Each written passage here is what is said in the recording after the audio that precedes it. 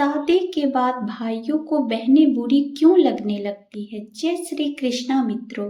एक दिन देवी सत्यभामा ने श्री कृष्ण से विनम्रता पूर्वक कहा, हे स्वामी, मेरे हृदय में कुछ प्रश्न उठ रहे हैं, कृपया उनका समाधान कीजिए ताकि मेरे मन की यह जिज्ञासा शांत हो सके। श्री कृष्ण मुस्कुराए और बोले, हे देवी, तुम्हारे प्रश्न केवल तुम्हारे नहीं बल्कि हर घर परिवार से जुड़े हुए हैं। तुम निसंकोच पूछो, तुम्हारे हर प्रश्न का उत्तर देना मेरा कर्तव्य है। तब देवी ने पूछा, प्रभु, ऐसा क्यों होता है कि शादी के बाद भाई को अपनी बहनें बोझ लगने लगती हैं। बहनें तो घर का श्रृंगार होती हैं, फिर क्यों शादी के बाद अक्सर घर बैठ जाता है। भगवान श्री कृष्ण ने गंभीर स्वर में उत्तर दिया, हे देवी, तुमने आज एक अत्यंत महत्वपूर्ण प्रश्न किया है जो हर मानव के जीवन में किसी न किसी रूप में उपस्थित होता है। इसका उत्तर मैं तुम्हें एक कथा के माध्यम से दूंगा। ध्यान पूर्वक सुनो, क्योंकि यह कहानी हर मनुष्य के जीवन से जुड़ी हुई है। इसे अधूरा छोड़ना तुम्हारे प्रश्न का उत्तर अधूरा छोड़ने जैसा होगा। देवी सत्यभामा ने श्रद्धा पूर्वक कहा, प्रभु, यह मेरा सौभाग्य है कि मुझे आपके मुख से यह कथा सुनने का अवसर मिल रहा है। मैं इसे पूर्ण रूप से सुनूंगी। श्रोताओं, इसके बाद भगवान श्री कृष्ण वह कथा कहना आरंभ करते हैं। बहुत समय पहले की बात है। एक गोपाल नाम का किसान था जो अपनी पत्नी और 3 बेटों के साथ एक नदी के किनारे रहता था। गोपाल के तीनों बेटों की शादी हो चुकी थी और पूरा परिवार एक साथ सुख शांति से जीवन व्यतीत कर रहा था। एक दिन गोपाल की पत्नी ने अपने बेटों से कहा, बेटा, यह जमीन और जंगल तुम्हारे पिता के कठिन परिश्रम का फल है। जमीन की उपज और जंगल की लकड़ी बेचकर ही तुम्हारे पिता ने इतने सारे मवेशी खरीदे और इतना बड़ा घर बनाया जिसमें हमारा सारा परिवार आराम से रह सकता है। उस समय गोपाल के तीनों बेटे एक टीले पर खड़े थे जहां से धान के लहराते खेत दिखाई दे रहे थे। फसल कटाई के लिए तैयार थी और पके हुए धान की बालियां हवा में झूम रही थी। गोपाल सबसे छोटा बेटा, जिसका नाम था राम, अपनी माँ से बोला, आप सही कह रही हो, मुझे पिताजी के साथ सुबह सुबह खेतों में जाना बहुत अच्छा लगता था। आज भी मुझे वह दिन याद है। गोपाल का सबसे छोटा बेटा राम अपने पिता की तरह खेतों में रुचि रखता था। उसे खलिहान में काम करना बहुत पसंद था। राम को कड़ी मेहनत करनी पड़ती थी। उसे मजदूरों को संभालना, फसल की उपज को इकट्ठा करना और फिर उसके लिए सही खरीदार ढूंढना जैसे सभी कार्य करने पड़ते थे। गोपाल के 2 बड़े बेटे भी थे। सबसे बड़े बेटे का नाम आकाश था और उसने ज्योतिष का काम शुरू किया। फिर इस काम में उसे बहुत सफलता मिली और उसने काफी धन कमाया। दूसरे बेटे का नाम अनुज था, जिसने व्यापार में सफलता प्राप्त की और वह भी बहुत पैसे कमाने लगा। पूरे परिवार में खुशी का माहौल था और किसी को भी कोई कष्ट नहीं था। फिर एक दिन गोपाल बीमार हो गया और उसने अपनी पत्नी से कहा, मुझे लगता है मेरा समय आ गया है। मुझे एक वादा करो कि बच्चों के बीच कभी भी जमीन जायदाद का बंटवारा नहीं होगा। मैं चाहता हूँ कि हमारे तीनों बच्चे मिलजुल कर रहें और घर में कोई भी भेदभाव ना हो, क्योंकि जिस घर की एकता टूट जाती है वह घर बिखर जाता है। फिर उसकी पत्नी ने वादा किया और गोपाल की मृत्यु हो गई। फिर एक समय बीतता है और एक दिन गोपाल की पत्नी ने अपने तीनों बच्चों को बुलाया और उनसे कहा, बेटों, मैं तुमसे एक वादा लेना चाहती हूँ। तुम्हारे पिता की अंतिम इच्छा थी कि तुम्हारे बीच कभी भी जमीन का जायदाद का बंटवारा नहीं होगा। तुम तीनों भाई और तीनों बहुएं हमेशा मिलजुल कर जीवन यापन करोगे, क्योंकि जिस घर की एकता टूट जाती है वह घर कभी भी उन्नति नहीं हो पाता। फिर वह माँ की बात को सुनकर के तीनों बेटे कहने लगे, हाँ माँ, आप जैसा चाहती हो, पिताजी की जैसी इच्छा थी, हम उनकी इच्छा के विरुद्ध कभी नहीं जाएंगे और तीनों भाई हमेशा प्रेम से रहेंगे। फिर अपने बेटों की बात को सुनकर के माँ को बहुत ही खुशी हुई। वहीं जो सबसे बड़ा बेटा, जिसका नाम आकाश था, वह ज्योतिष में बहुत ज्यादा निपुण था, इसलिए आसपास के लोग उससे कई मामलों में राय लेने आते थे, तो प्रकाश का गुजारा बढ़िया तरीके से हो जाता था। वही दूसरे नंबर का बेटा, जिसका नाम अनुज था, वह भी एक बड़ा व्यापारी था। उसकी भी कमाई ठीक ठाक हो जाती थी। वहीं सबसे बड़ी मुश्किल यह थी कि गोपाल का जो सबसे छोटा बेटा था, जिसका नाम राम था, वह कड़ी मशक्कत करता था, बहुत मेहनत करता था। सुबह से लेकर शाम तक खेतों में लगा रहता था, फिर भी उतनी कमाई नहीं हो पाती थी जितनी कमाई दोनों बड़े भाई करते थे। दोस्तों फिर समय धीरे धीरे गुजरता गया। वहीं गोपाल के दो बड़े बेटे जो ठीक ठाक कमाई करते थे, वह अपने पिता को दिया हुआ वचन भूल जाते हैं और अपनी पत्नियों के साथ में ऐश और आराम का जीवन व्यतीत करने लगते हैं। वहीं जब किसान के दो बड़े बेटों की बहुएं ऐशो आराम का जीवन जीती हैं और जो सबसे छोटा बेटा राम था, उसकी पत्नी घर पर ही कमाई करती रहती है। उसे घूमने के लिए नहीं मिलता, ना ही उसे शॉप करने के लिए मिलता। वहीं जब वह अपने बड़े जेठ और अपनी जेठानी को देखती है तो उसका हृदय दुखी होता है कि हम तो पिता के वचनों का पालन आज भी कर रहे हैं, लेकिन हमारे बड़े दोनों जेठ और दोनों जेठानी ऐशो आराम के जीवन जी रहे हैं।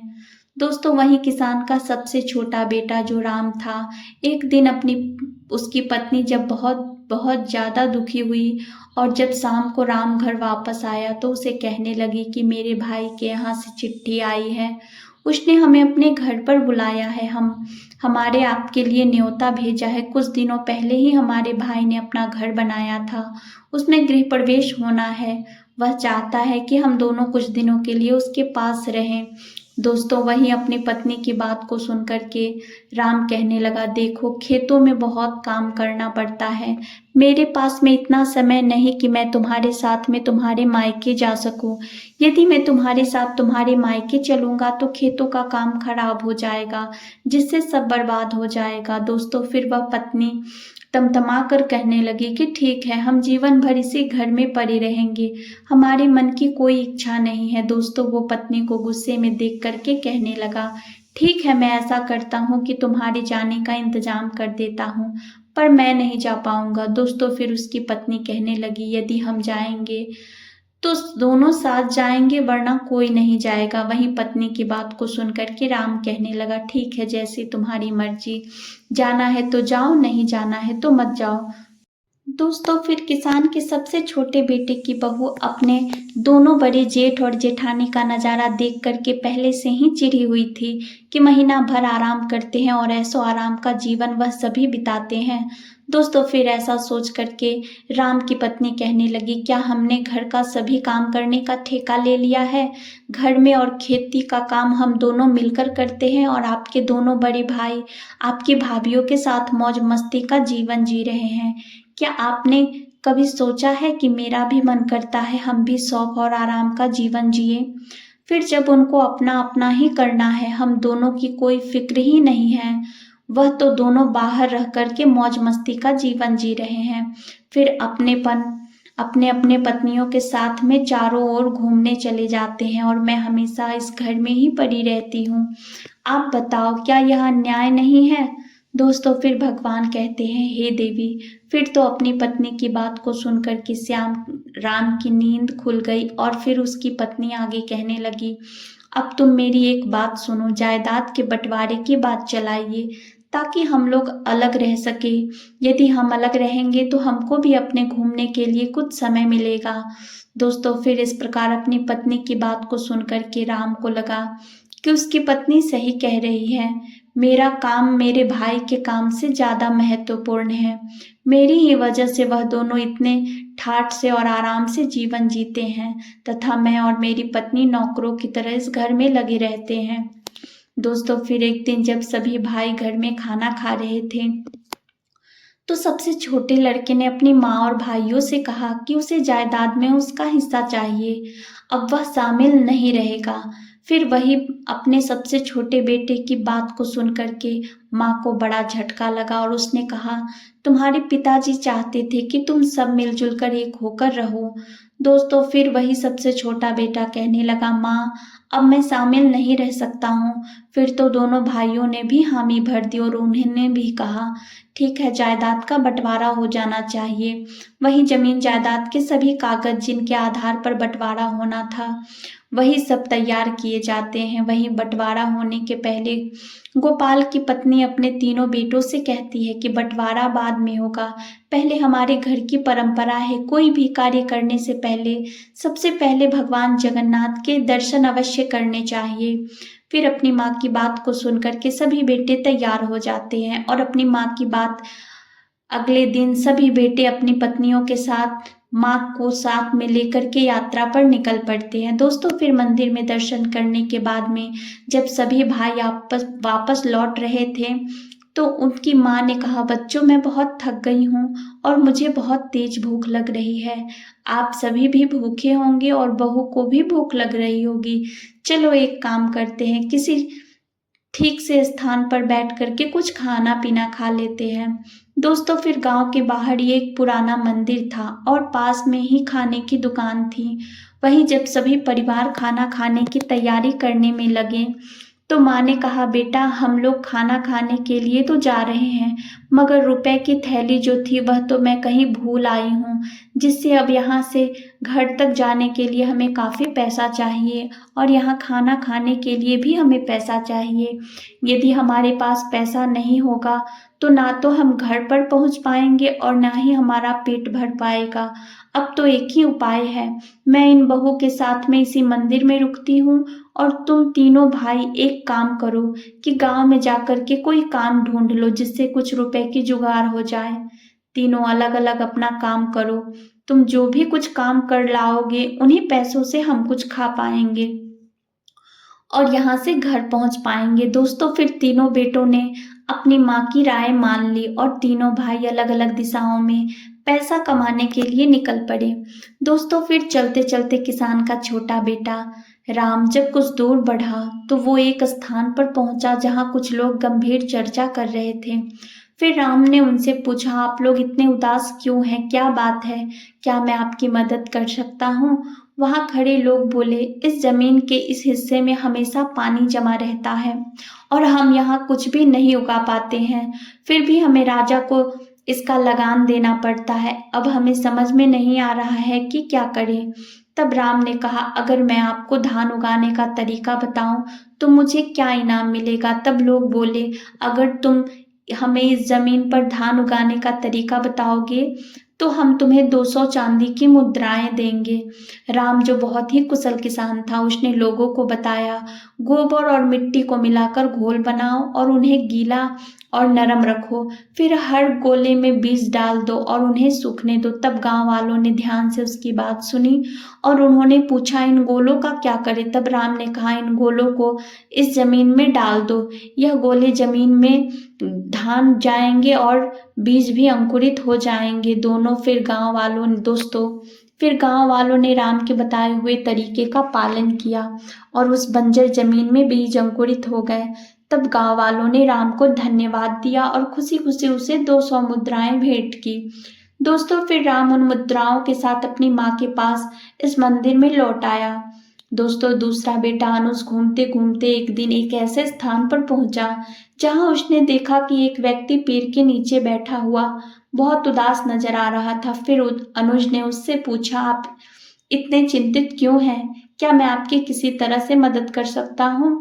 फिर वह व्यक्ति बोला, हम 4 भाई हैं, हमारे पिता के निधन से पहले उन्होंने अपनी सारी संपत्ति हम चारों में बांट दी, लेकिन एक काली बिल्ली थी जिसे बांटना बहुत मुश्किल था। हम सब ने तय किया कि बिल्ली हम सबके साथ रहेगी। फिर एक दिन उस बिल्ली की एक टांग टूट गई जो मेरे हिस्से में आई थी। मैंने उसकी जख्मी टांग पर तेल लगाकर पट्टी बांध दी। बिल्ली को आँच अच्छी लगती थी इसलिए वह चूल्हे के पास सोने चली गई। जैसे ही वह सोई चूल्हे से निकली एक चिंगारी उसके तेल लगे कपड़े पर गिर गई और आग लग गई। जब बिल्ली वहां से भागी तो आसपास के घरों में भी आग लग गई और सब कुछ जलकर राख हो गया। पड़ोसियों ने इसका सारा दोष मुझ पर मढ़ दिया क्योंकि आग की शुरुआत उस टांग से हुई थी जो मेरे हिस्से में आई थी। मामला पंचायत तक पहुंचा और पंचों ने कहा कि जिस टांग से आग लगी थी वो मेरे हिस्से की थी, इसलिए पूरा नुकसान मुझे ही भरना होगा। लेकिन मेरे पास इतने पैसे नहीं हैं, अब मैं क्या करूं? इसी वजह से मैं चिंतित हूं। उस व्यक्ति की बात को सुनकर के अनुज ने कहा, चिंता मत करो, अगर मैं तुम्हारी समस्या का समाधान कर दूं तो तुम मुझे क्या दोगे? फिर व्यक्ति ने जवाब दिया, अगर तुम मेरी समस्या का समाधान कर दोगे तो मैं तुम्हें 400 सोने के सिक्के दूंगा। शर्त मानने के बाद अनुज ने कहा, ठीक है, तुम अपने पड़ोसियों और गांव के बुजुर्गों को बुलाओ, मैं शीघ्र ही आऊंगा। व्यक्ति ने गांव के सभी लोगों को बुला लिया। जब सब इकट्ठा हो गए और हर किसी की बात सुनी गई, तब अनुज ने कहा, यह सच है कि सारा नुकसान बिल्ली ने किया है, और यह भी सही है कि उस जख्मी टांग पर तेल की पट्टी बंधी थी। यह भी सही है कि बिल्ली के भागने से घरों में आग लगी। लेकिन एक बात आपने नहीं सोची कि जख्मी टांग के साथ बिल्ली भाग ही नहीं सकती थी। टूटी हुई टांग किसी काम की नहीं थी। बिल्ली केवल अपने 3 सही टांगों से भागी, जिससे चारों ओर आग लगी। अब आप ही बताइए, क्या दोष टूटे हुए टांग का है या सही टांगों का? फिर अनुज की इस बात से गांव वाले अचंभित हो गए और सभी ने सिर हिलाकर सहमति जताई। अंत में फैसला हुआ कि सही 3 टांगों के मालिकों को हर्जाना देना होगा। जख्मी टांग का मालिक बहुत खुश हुआ और वादे के अनुसार अनुज को 400 सोने की मुद्राएं भेंट की। फिर दूसरा बेटा भी 400 सोने के सिक्के लेकर अपनी माँ के पास मंदिर में लौट आया। दोस्तों, अब सबसे बड़ा बेटा, जिसका नाम आकाश था, वह भी कमाई के लिए निकला। फिर चलते चलते वह एक बड़े घर में पहुंच गया, जहां से रोने की आवाज आ रही थी, जिससे उसे घर के बाहर एक पहरेदार भी खड़ा था। फिर आकाश सोचने लगा कि इतनी बड़ी हवेली में रहने वाला कोई क्यों रो रहा है। तब आकाश ने पहरेदार से पूछा, महोदय, इस घर से रोने की आवाज क्यों आ रही है? तब पहरेदार ने कहा, आप अंदर जाकर खुद पूछ सकते हैं। फिर मोहन घर के अंदर गया और पूछा, आप क्यों रो रहे हैं? क्या मैं आपकी कोई मदद कर सकता हूँ?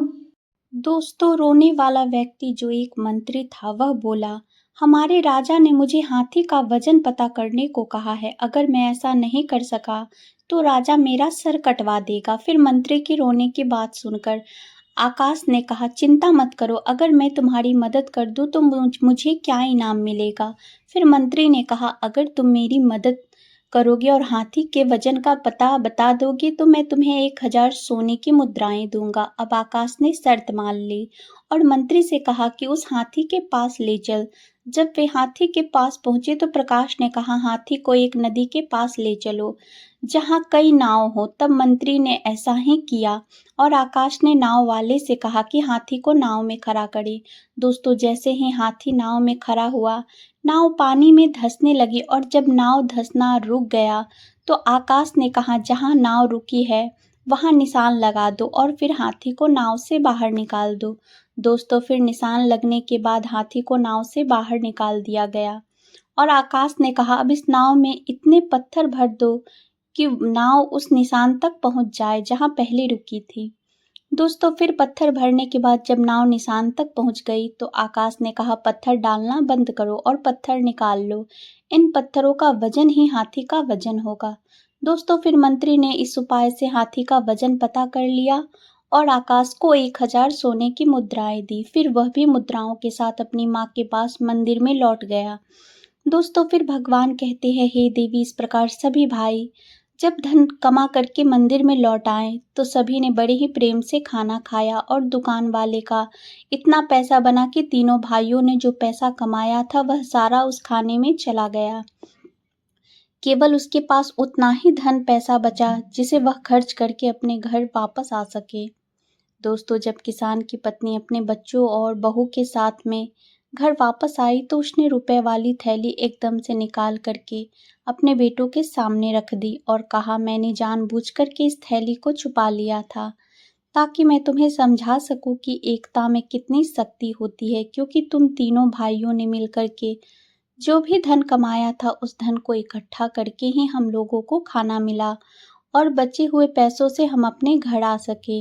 यदि तीनों भाई मिलकर के एक जगह कमाई एकत्रित नहीं करते तो आज हम ना पेट भर कर खाना खा पाते और ना ही वापस घर आ पाते। इसलिए हमेशा ध्यान रखना, जब तक झाड़ू बंधी है तब तक उससे सफाई हो सकती है, जब उसकी सीख बिखर जाए तो फिर झाड़ू किसी काम की नहीं रहती। इस प्रकार जब तक तुम तीनों के अंदर एकता का भाव रहेगा तब तक इस घर की उन्नति होती रहेगी और जिस दिन बंटवारा हो गया उस दिन इस घर की उन्नति रुक जाएगी। इसलिए तुम्हारे पिताजी ने मरने से पहले मुझसे वचन लिया था कि मैं तीनों बच्चों के अंदर कभी बंटवारा ना होने दूंगी। दोस्तों, फिर भगवान श्री कृष्ण कहते हैं, हे देवी, आपने पूछा था कि शादी के बाद परिवार में भाइयों के बीच बंटवारा क्यों होता है, तो इसे ध्यान से समझने की ज़रूरत है। अक्सर लोग कहते हैं कि बंटवारा बहू के कारण होता है, लेकिन ऐसा ज़रूरी नहीं है। बंटवारे की नौबत तब आती है क्योंकि जब दो भाई ज़्यादा कमाते हैं और एक भाई कम कमाता है, तो ज़्यादा कमाने वाले भाई अपनी पत्नियों के साथ ऐशो आराम की ज़िंदगी जीने लगते हैं और कम कमाने वाले भाई की अहमियत नज़रों में कम हो जाती है। कम कमाने वाले भाई की पत्नी यह सब देखती है कि दिन रात मेहनत करने के बावजूद भी उसका जीवन कठिन है, जबकि घर की जिम्मेदारी निभाते हुए भी उसके जेठ अपनी पत्नियों के साथ शानदार जीवन जी रहे हैं। यह स्थिति उसे बुरी लगती है और वह अपने पति से कहती है कि अगर हमें मेहनत करनी है तो अलग रहकर करना बेहतर है, क्योंकि कम से कम जो काम आएंगे वह हमारा होगा और हम अपनी इच्छाओं के अनुसार जीवन जी सकेंगे। दोस्तों, यहीं से भाइयों के बीच दरार पड़ने लगती है और बंटवारा हो जाता है। भाइयों के बंटवारे को रोकने में माता-पिता का महत्वपूर्ण योगदान होता है। यदि माता-पिता अपने बच्चों में संस्कार डालें कि चाहे कोई कमाई ज़्यादा हो या कम हो, सभी भाई अपनी-अपनी कमाई एक जगह एकत्र करें और एक साथ बैठ कर के निर्णय लें कि क्या करना है और सभी बहू को समान अधिकार दें, तो बंटवारा नहीं होगा। यदि ऐसा होगा तो उस बुद्धिमान माँ के बच्चों की तरह घर में कभी बंटवारा नहीं होगा। फिर भगवान श्री कृष्ण कहते हैं, हे देवी, शादी के बाद अक्सर भाइयों को बहनें बुरी लगने लगती है, ऐसा क्यों? तो इसे ध्यान से समझ लो। भाई बहन का रिश्ता दुनिया का सबसे अनोखा और प्यारा रिश्ता है। इस रिश्ते में तकरार है, लड़ाई झगड़ा है तो भरपूर प्यार भी है। जहाँ बहन हमेशा भाई का साथ देती है, तो वहीं भाई भी हमेशा बहन की रक्षा करता है। दोनों को एक दूसरे की बहुत परवाह होती है। शादी से पहले तक तो भाई बहन के बीच में सब कुछ बहुत अच्छा रहता है, लेकिन शादी के बाद इस रिश्ते में दरार आ जाती है।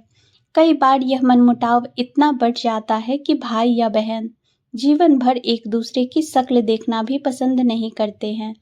तो इसलिए समझ लो, इन 5 काम से भाई बहन के रिश्ते हमेशा के लिए खराब हो जाते हैं। दोस्तों, चलिए जानते हैं कुछ ऐसी बातें जो शादी के बाद भाई बहन के रिश्ते को प्रभावित कर सकती है। एक, भाभी की नाराजगी। भाई की शादी के बाद आपको सिर्फ अपनी माँ और भाई का नहीं, बल्कि अपनी भाभी का भी पूरा सम्मान और प्यार करना चाहिए। अगर आप भाभी से कुछ गलत कहेंगे तो वह नाराज हो सकती है और यह नाराजगी भाई तक पहुंच जाएगी, जिसे भाई शायद खुलकर कुछ ना कहे, लेकिन वह आपसे दूरी जरूर बना सकते हैं। नंबर 2, रिश्तों में औपचारिकता। बचपन से लेकर शादी तक भाई बहन का रिश्ता अनौपचारिक रहता है। वह लड़ते भी हैं, एक दूसरे का मजाक उड़ाते हैं और साथ ही रूठते भी हैं। लेकिन शादी के बाद कुछ भाई बहन इस रिश्ते को केवल औपचारिक रूप से निभाते हैं, जिससे रिश्ता कमजोर हो जाता है। बेहतर होगा कि बीच बीच में एक दूसरे का हाल चाल लेते रहें और बचपन की यादों को ताज़ा करते रहें। नंबर 3, शादीशुदा जिंदगी में दखल देना। कई बार बहनें भाई की शादीशुदा जिंदगी में ज़रूरत से ज़्यादा दखल देती हैं, जिससे रिश्ते में खटास आ जाती है। चाहे भाई बहन शादीशुदा हो या नहीं, बहन को भाई की निजी जिंदगी में दखल नहीं देनी चाहिए। ऐसा करने से रिश्ते खराब हो जाते हैं। नंबर 4, ताना मारने की आदत। कई बार भाई बहन का रिश्ता इसलिए खराब हो जाता है क्योंकि बहनें हर समय भाई को ताने देते रहती हैं। शादी के बाद भाई के व्यवहार में थोड़ा बदलाव आ जाता है, क्योंकि उसके अपने परिवार की भी जिम्मेदारियां होती हैं। अगर बहन हमेशा भाई को ताना मारेंगी कि वह बदल गया है, तो रिश्ते में दूरी बढ़ने लगेगी और रिश्ते खराब हो जाएंगे। इसलिए बहन को भाई के निजी जीवन में दखल नहीं देना चाहिए, तभी भाई बहन का प्यार बना रह सकता है। नंबर 5, बहन को नज़रअंदाज करना। जिस तरह भाभी के साथ अच्छा व्यवहार करने से भाई का दिल जीत सकते हैं, वैसे ही बहन की अनदेखी करने से रिश्ते में दूरी आ सकती है। भाई का यह फर्ज होता है कि वह शादी के बाद भी बहन को उतना ही प्यार दे जितना पहले देता था। अगर बहन की शादी नहीं हुई है तो भी उसकी बातें समझनी चाहिए और अपनी जिम्मेदारी निभानी चाहिए। दोस्तों, साथ ही यह 5 बातें सभी भाई और उनकी पत्नियों को हमेशा गुप्त रखनी चाहिए, जिससे परिवार की एकता हमेशा बनी रहे। यह 5 बातें हमेशा परिवार को टूटने से बचाती है। नंबर 1, अपने भाई के राज की बातें कभी दूसरे को ना बताएं। ऐसा करने से आपके लिए घातक समस्या उत्पन्न होती है, क्योंकि जिस व्यक्ति को आप अपने भाई के राज की बातें बताएंगे और यदि विपरीत परिस्थितियों में आपकी उससे मित्रता टूट जाएगी, तो वह आपके भाई की सारी राज की बातें चारों ओर सार्वजनिक कर देगा। वही लोगों के बीच में आप केवल हंसी के पात्र बन जाएंगे और फिर बाद में इस दुख से आप बहुत दुखी होंगे। इसलिए कभी भी अपने घर या परिवार या खुद की बातें किसी के सामने ना बताएं, चाहे वह कितना भी प्रिय मित्र क्यों ना हो।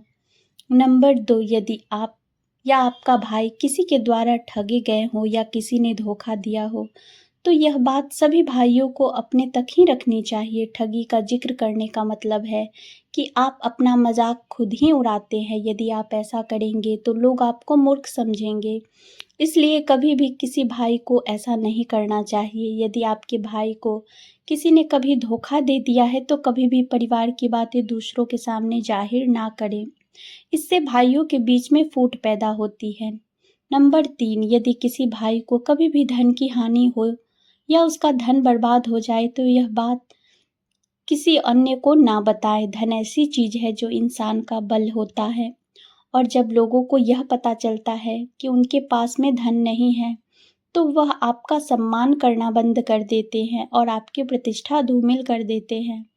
धन हानि पर लोग कभी मदद नहीं करते, बल्कि आपका उपहास उड़ाते हैं। इसलिए धन का आना या धन का जाना, दोनों ही बातें हमेशा सभी भाइयों को खुद तक रखनी चाहिए, और कभी भी किसी भाई को अपने भाई की कोई भी धन संबंधी बात किसी दूसरों के साथ में नहीं करनी चाहिए। नंबर 4, किसी भी पुरुष को हमेशा अपने जीवन और घर की बातों को हमेशा अपने तक ही रखनी चाहिए।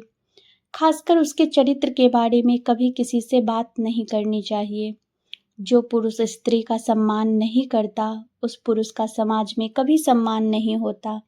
ऐसे पुरुष की प्रतिष्ठा हमेशा दांव पर लगी रहती है। इसलिए अपने परिवार में सभी स्त्रियों का सम्मान करें और अपने परिवार की बातें कभी किसी को ना बताएं।